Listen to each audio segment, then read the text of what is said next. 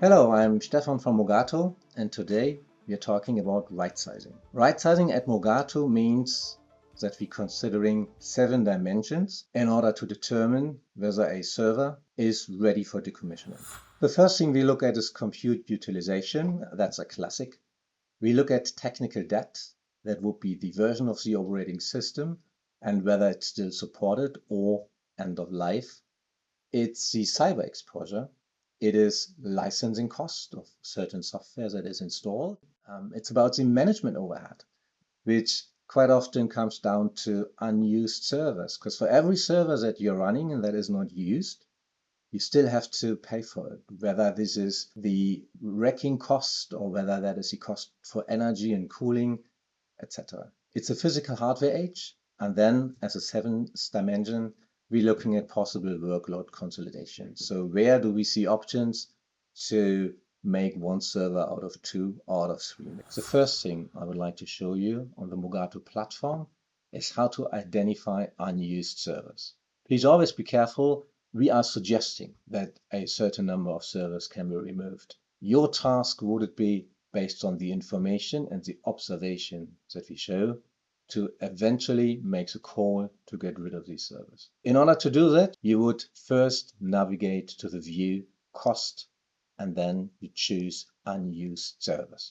What could be a possible explanation for having these unused servers? Well, when you look at how you run projects, then most organizations are pretty structured when it comes to onboard new servers and take them into production. But the other way around, when an application reaches its lifetime or when it's not going to be used anymore, it is quite often the case that there will be no project that is about decommissioning certain servers.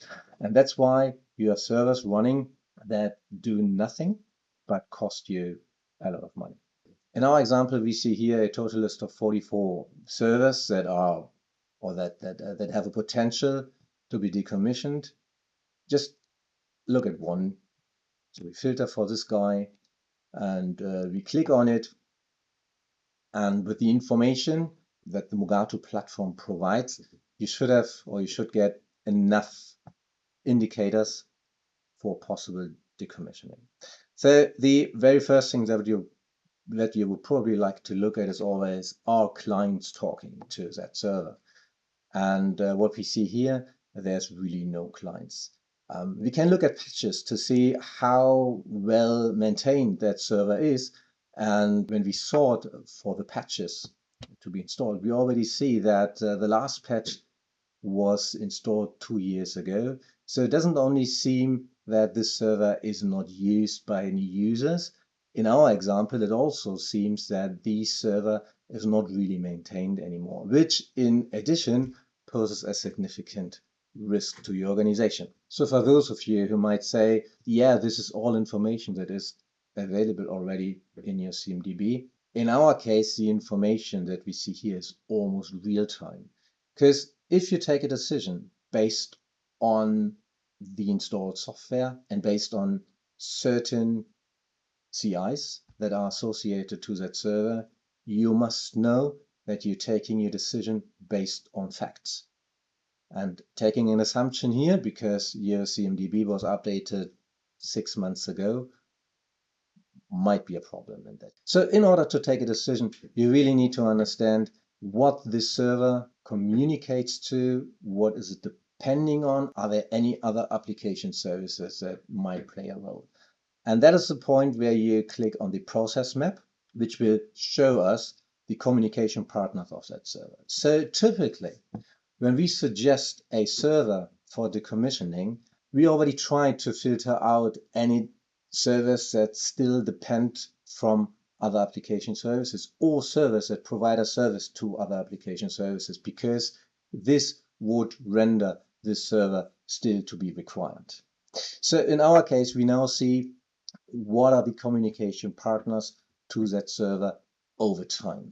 So let's pick just this guy here. Let's inspect the connection, and we see the communication over the network between this server and our decommissioning candidate evolved over time. from the first time where we started to collect meter information until today, we have the entire communication flow available.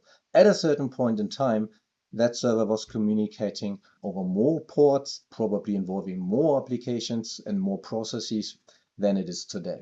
You can do, and you should do this for all the communication partners that you see in that overview in order to take a decision. What might also help is to look what this server is actually doing. So if we do this and we just check what is the application service this server belongs to, and it belongs to admin tools, which again tells us this particular connection is not critical. So there's no dependency.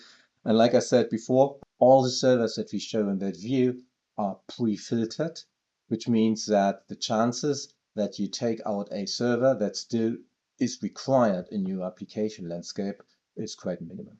The second thing that I would like to show you and I would like to talk about is infrastructure consolidation or workload consolidation.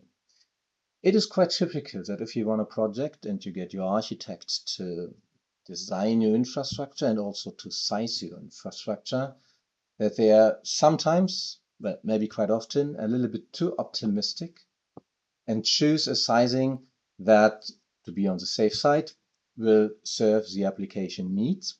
But over time, you might find out that you are operating much more infrastructure than you actually need. And how to discover these application services that consist of servers where you can reduce infrastructure, that is something that I would like to show you now.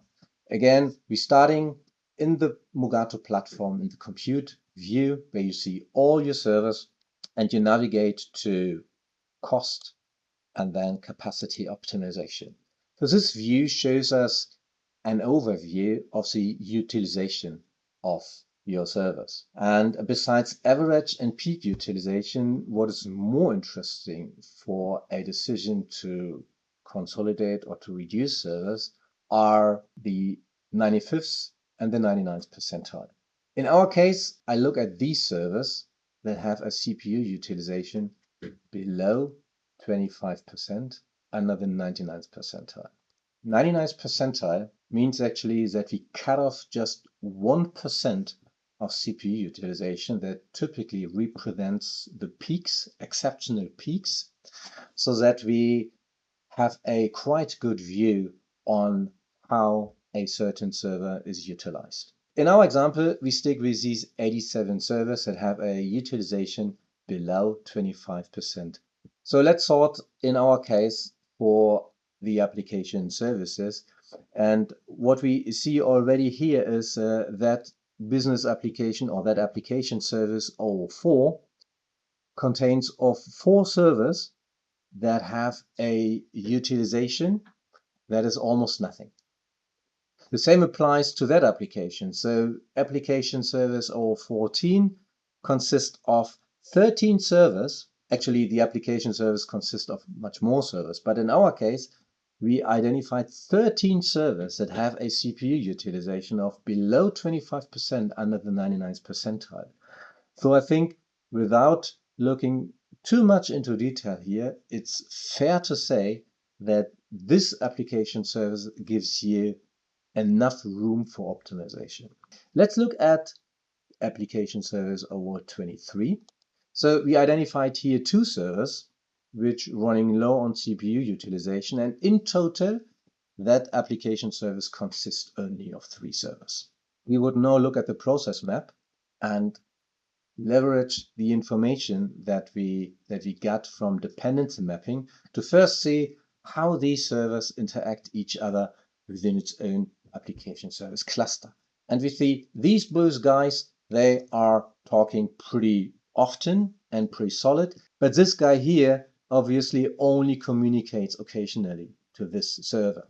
If you're still not sure how that application service belongs to the overall application landscape, we still could leave the isolated view and recalculate the process map again, and then drill down into the server so that we know not only see how that application service depends to all other application servers, but in particular how these 3 servers form and behave. After taking all the information into consideration, we have now a pretty good view on these servers and its utilization, and we might decide that it's actually really worthwhile removing this one and leaving this and this server to form this application service. So in my experience, evaluating servers after some time in terms of their utilization is one of the things that is quite often, well, not ignored, but just not done for various reasons.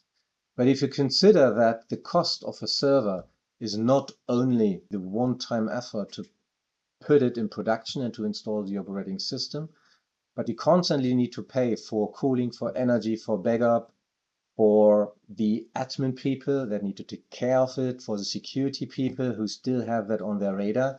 Every server that is 4 years old that you run in your own infrastructure, so to say on-prem, the yearly cost that you would have to accept is around 2,800 euros, according to the TBM taxonomy framework.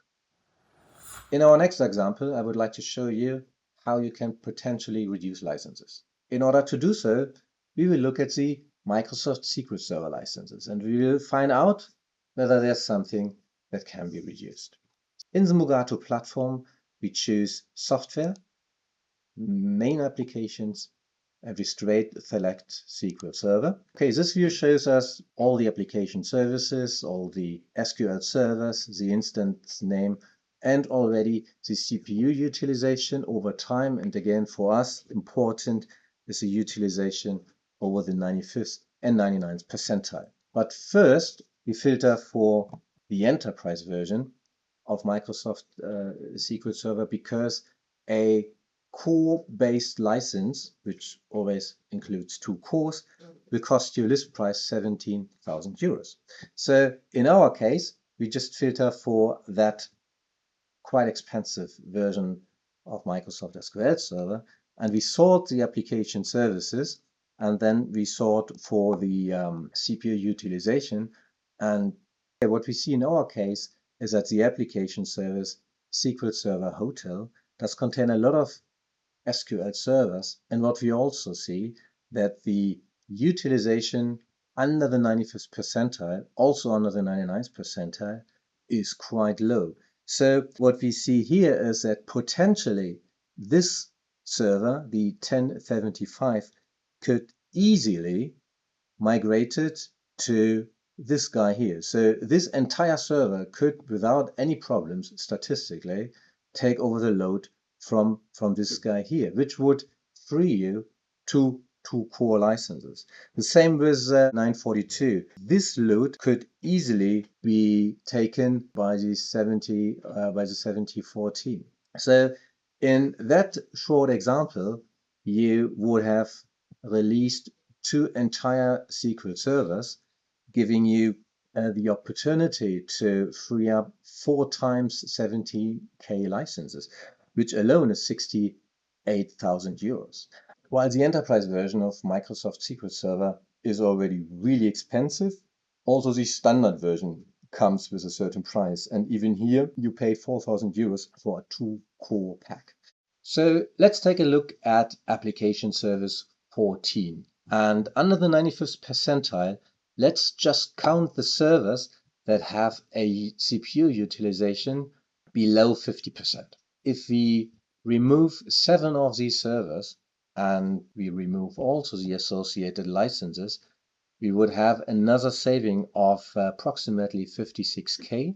And then together with these enterprise licenses, we're talking about roughly 120k license cost per year.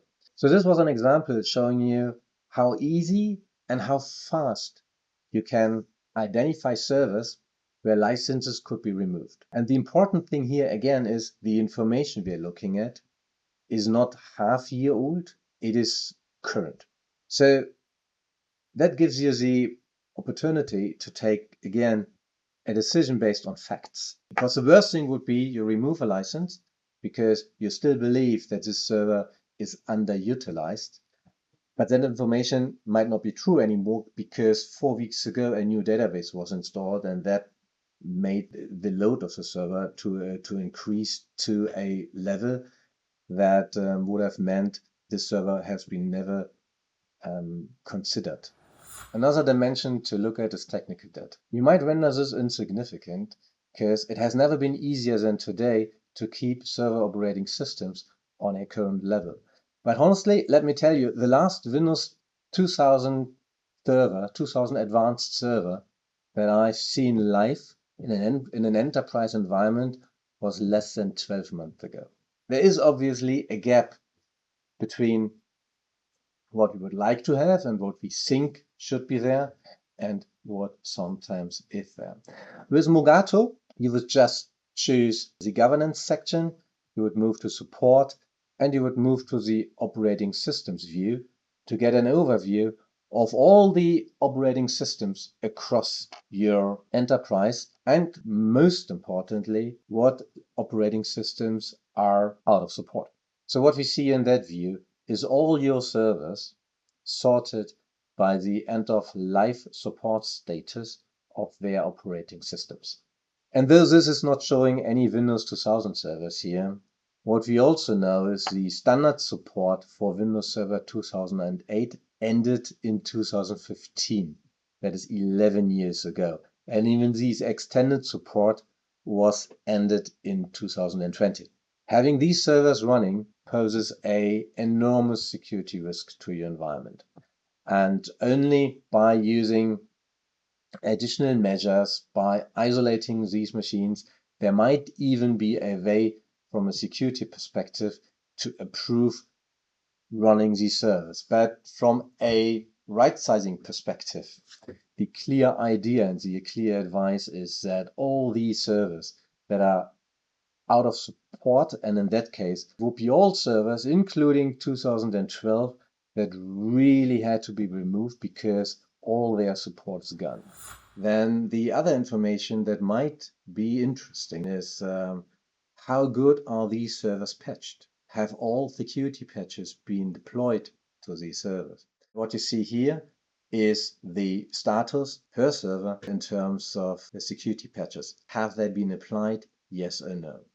So in the previous view, we have looked at all the servers depending from their end of life and support status. Now we looked at the servers in terms of the patch distribution. And the most interesting question is now, if you put both into perspective, what will it tell us? And we do that in the risk matrix. If you focus on the server risk only, we now put the support level of the operating system, which is this axis here, and the patch distribution status, which is this axis here, into perspective. And the one extreme is a server that is current, where the operating system is supported and no patches are missing. This is something that we would find in this area here. And then the other extreme is 317 servers. They are all end of life. And in addition, they are not patched, which is explainable because after a server went out of support, there won't be any patches anymore. So that figure here might give you all the information and maybe arguments that you need in order to look at these application services, consolidate them, move them, and finally decommission these servers. So eventually these servers not only creating cost, but they're also posing a quite significant security risk to your organization. But the most important thing is that all the information that is available through the Mugato platform is always up to date, which allows you to take smarter decisions based on facts and not assumptions.